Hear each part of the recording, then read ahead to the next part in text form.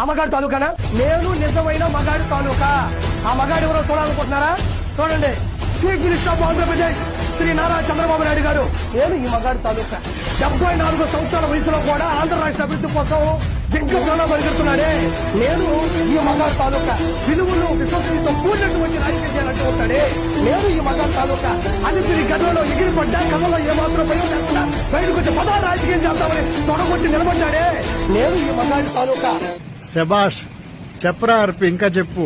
మామను వెన్నుపోటు పొడిచి పార్టీని లాక్కున్నాడే ఆ మగాడి తాలూకా. జూనియర్ ఎన్టీఆర్ తొక్కిపడేశాడే ఆ మగాడి తాలూకా. ఇప్పటి వరకు బాలకృష్ణ కనీసం మంత్రి పదవి కూడా ఇలాకపోయాడే ఆ మగాడి తాలూకా. సొంతంగా ఇప్పటి వరకు గెలిచిన చరిత్ర లేదే, బీజేపీ అండదండలతోనే గెలిచాడే ఆ మగాడి తాలూకా. కేవలం 7% ఉన్నటువంటి జనసేన పొత్తు కోసం వెంపర్లాడాడే ఆ మగాడి తాలూకా. చెప్పరా, చాలా ఉన్నాయి. అబద్దపు హామీలు ఇచ్చి సూపర్ 6 అని చెప్పి అధికారంలోకి వచ్చి చూస్తే భయమేస్తుందని చెప్పాడే ఆ మగాడి తాలూకా. ఎమ్మెల్సీ పదవి ఇస్తానని చెప్పి వర్మని ముంచేశాడే ఆ తాలూకా అని చెప్పరా.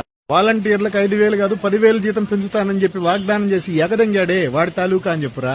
అంగన్వాడీల శాలరీ 26,000 చేస్తానని చెప్పి ప్రమాణం చేసి ఎగనంగాడే వాడి తాలూకా అని చెప్పరా.